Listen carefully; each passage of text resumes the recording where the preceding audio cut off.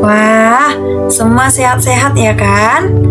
Baiklah, sebelum kita mendengarkan firman Tuhan, terlebih dahulu kita berdoa.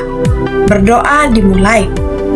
Bapa kami yang di sorga, pada saat ini kami mengucap syukur atas penyertaan Tuhan sepanjang hari ini kami boleh lalui dengan sukacita. Bapa, pada saat ini kami berkumpul untuk mendengarkan firman Tuhan. Biarlah firman yang kami dengarkan dapat kami mengerti dan bisa menjadi kekuatan kami dalam menghadapi kehidupan ini. Terima kasih ya Bapa. Amin. Baiklah adik-adik, di sini kakak memiliki cerita yang menarik nih, yang kakak ambil dari Daniel 6 ayat 1 sampai 28. Tokoh Alkitab yang ingin kakak ceritakan yaitu Daniel.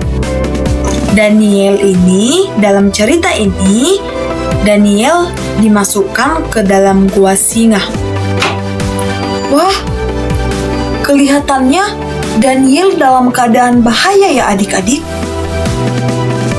Sebentar adik-adik. Ternyata singa-singa itu tidak mengganggu Daniel. Tahukah adik-adik apa sebabnya?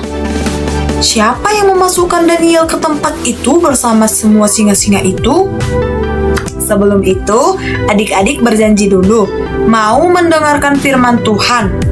Mari kita berjanji sama-sama ya. Ikuti kata-kata kakak. Tuhan, aku berjanji akan mendengarkan firman Tuhan dengan baik. Amin. Iya, pintar. Jadi, saat mendengarkan firman Tuhan, jangan ada yang main-main ya. Karena mata Tuhan dapat melihat apa yang kita perbuat. Oke? Iya, bagus. Nah, kakak lanjut cerita nih. Pada suatu hari, raja di Babel yang bernama Darius berkenan mengangkat 120 wakil-wakil raja yang dibawahi oleh Daniel. Ia sangat suka kepada Daniel, sebab Daniel begitu baik dan bijaksana. Darius memilih Daniel menjadi penguasa utama di dalam kerajaan. Ini membuat orang-orang lain yang ada dalam kerajaan itu menjadi iri hati kepada Daniel. Di pikiran mereka, kok bisa ya orang Yahudi dapat memerintah orang-orang Babel? Lalu adik-adik, tahu nggak apa yang ingin mereka perbuat?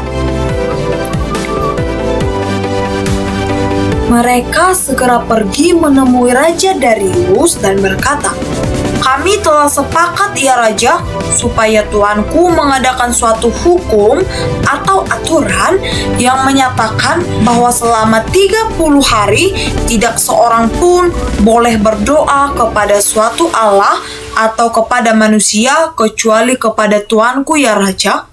Jika ada yang tidak menaatinya, maka ia harus dicampakkan ke tempat singa." Darius tidak tahu apa sebabnya orang-orang ini menginginkan hukum seperti itu. Tetapi ia menganggapnya baik, maka ia pun menyuruh supaya hukum itu ditulis dan disahkan. Sekarang hukum itu tak dapat dicabut lagi. Ketika Daniel mengetahui adanya hukum itu, ia pulang ke rumah dan berdoa, sebagaimana biasanya yang ia lakukan. Orang-orang jahat tadi tahu bahwa Daniel tidak akan berhenti berdoa kepada Tuhan. Di dalam doanya, Daniel berkata, "Tuhan, tolong aku. Tuhan, tolong aku." Mereka senang sebab kelihatannya rencana mereka untuk menyingkirkan Daniel berjalan dengan baik. Mereka pun tertawa. "Hahaha, sepertinya rencana kita berhasil." Ketika Raja Darius mengetahui mengapa orang-orang ini ingin mengadakan hukum itu, ia sangat menyesal. Di dalam hatinya, ia berkata, sangat sial. Seharusnya aku mengetahui rencana mereka, supaya orang kepercayaanku tidak dihukum. Tetapi, ia tak dapat mencabut hukuman itu lagi, sehingga ia terpaksa memberi perintah supaya Daniel dicampakkan ke dalam gua singa. Tetapi raja berkata kepada Daniel, "Semoga Allahmu yang kau layani menyelamatkan engkau." Darius begitu bingung sampai ia tak dapat tidur di malam itu. Besok paginya, Darius berlari ke gua singa. Kau dapat melihatnya. Ia berseru dengan keras, "Daniel, hamba Allah yang hidup, apakah Allah yang kau layani sanggup menyelamatkan engkau dari singa-singa itu?"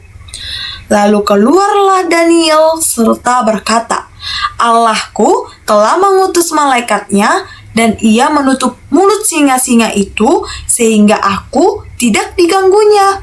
Raja sangat gembira. Ia memerintahkan supaya Daniel ditarik dari dalam gua itu. Kemudian ia memerintahkan supaya orang-orang jahat yang mencoba menyingkirkan Daniel dicampakkan ke tempat singa. Belum lagi mereka sampai ke dasar gua, singa-singa itu telah menerkam mereka dan meremukkan tulang-tulang mereka.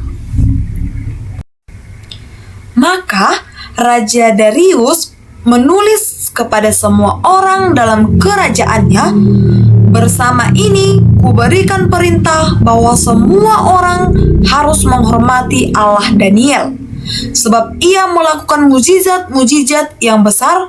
Ia telah menyelamatkan Daniel dari gua singa."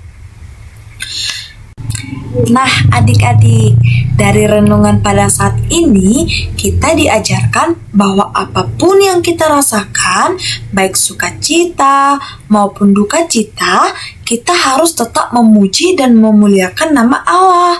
Seberat apapun masalah yang kita harus hadapi, selalu berdoa kepada Tuhan, karena Tuhan akan membantu kita dalam keadaan apapun. Adik-adik, dalam kehidupan ini, hal buruk dapat saja terjadi. Tetapi, kita tidak perlu merasa takut ya adik-adik. Karena apa adik-adik? Iya, karena Tuhan akan selalu menjaga kita dan Tuhan akan mengubah rasa sakit yang kita alami menjadi kebaikan. Jadi adik-adik harus meniru Daniel yang sangat tekun dalam berdoa, setia, serta beriman kepada Tuhan. Oke adik-adik? Oke. Amin. Kita satukan hati kita kembali berdoa. Segala puji dan syukur kami panjatkan kepadamu Bapa atas segala berkat dan kasih karunia yang telah kau limpahkan kepada kami. Bapa, kami telah mendengarkan sebagian dari firman-Mu. Ajarlah kami ya Bapa supaya kami taat dalam berdoa dan setia dalam memuji dan memuliakan nama-Mu. Bapa, apapun kegiatan kami selanjutnya, kami serahkan kepada tangan pengasihan-Mu. Terima kasih ya Bapa. Amin. Shalom adik.